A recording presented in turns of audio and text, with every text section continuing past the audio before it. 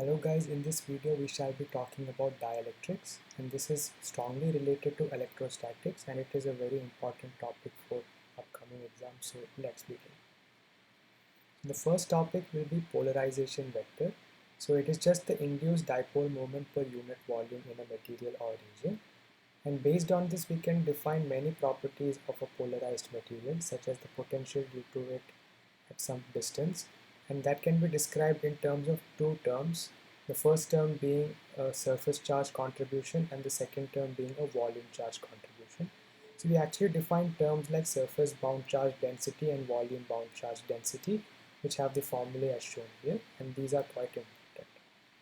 So we shall see one example where these formulae are applied. So let's consider a uniform polarization field along the z direction. So the surface charge density can be calculated simply by taking the dot product with the normal vector and the polarization field vector, and we can use spherical polar coordinates to simplify our calculations and get p cos theta. Similarly, we can get the volume charge density quite easily to be 0. And so we see that this is actually just like a sphere with surface charge density sigma naught cos theta, and as a result we can use the results directly from the set of results that have been derived for this system, and we can see that the induced electric field inside the sphere will be minus p divided by 3 epsilon naught along the z direction. Then the next topic is regarding electric displacement. So it has a mathematical expression in general, which is d vector equals epsilon naught e vector plus p vector, and there are a few interesting properties of this, such as the divergence of it is the rho minus the bound charge, which gives us just the free charge, such as charges on a metal or something like that.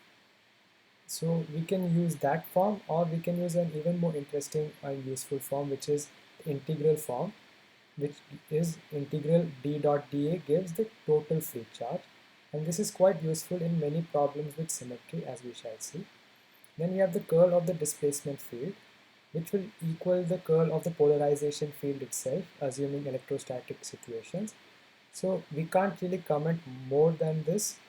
We can't say it is 0 or anything. So we can't really derive something like a Coulomb's law for the displacement field.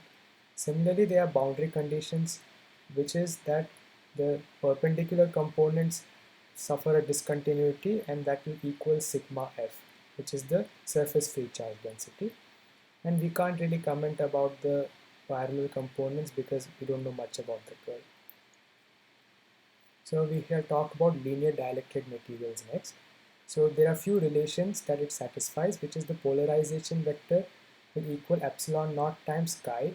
Chi is the susceptibility, and electric field, which is the net electric field, not the induced, or it's the total net electric field at that point. So we can calculate the displacement field as epsilon naught times 1 plus chi, and 1 plus chi is the relative permittivity or the dielectric constant of the material. So this is quite an interesting and useful expression. And in homogeneous linear dielectric, we can comment that the curl is 0, and it is quite an interesting property. We can also say that surface charge density is just the epsilon naught times chi times the perpendicular component of the electric field, because we are going to take the dot product with the normal. Then we can also talk about energy in linear dielectric medium. So we just have to multiply by epsilon r as a correction factor, and then we can rearrange these terms and get half times the integral of the displacement field dotted with the electric field. So this is also quite a useful formula. And then boundary condition, similar to what we had in the previous slide, by substituting d vector as epsilon times e vector, where epsilon is epsilon naught times epsilon r, we can get this expression. So this is another example where we use the displacement field concept, the integral version of it. So we are given a dielectric shell which is surrounding a metallic sphere with charge q uniformly distributed on it. So if we take any Gaussian sphere, because there is spherical symmetry, we can actually use the displacement version more easily than the electric field version, because we don't know the contribution of the dielectric sphere, but we know that only plus q free charge exists, so it is very useful to use it in this case.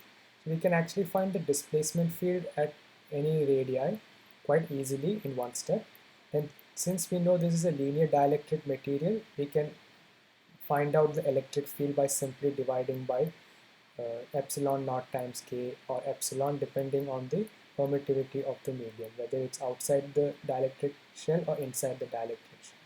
And inside the metallic sphere, we know it is going to be zero anyway. So this is one application of the integral property of the displacement field.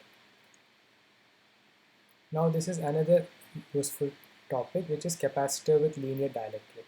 So what happens in this case?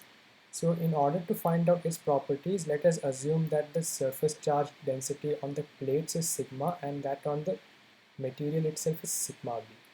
So we know that since the surface itself is like flat, we can say that the electric field within the material will be the same as the perpendicular component of the electric field.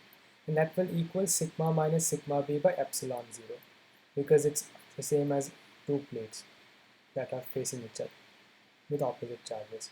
So we can say that sigma b will equal epsilon naught times chi times E perpendicular, which is this, and we can get sigma b, and we can also get E perpendicular easily, and we'll get that it will be the original electric field divided by epsilon r, which is the dielectric constant. So we can see that the electric field reduces for a fixed charge density on the plates, and so the potential difference between the plates will also decrease by that much, and so the capacitance in turn will actually increase or get multiplied by a factor of the dielectric constant of R, of the material. So these are few of the topics which are important in dielectrics, and I hope these techniques will be helpful to you. Thank you.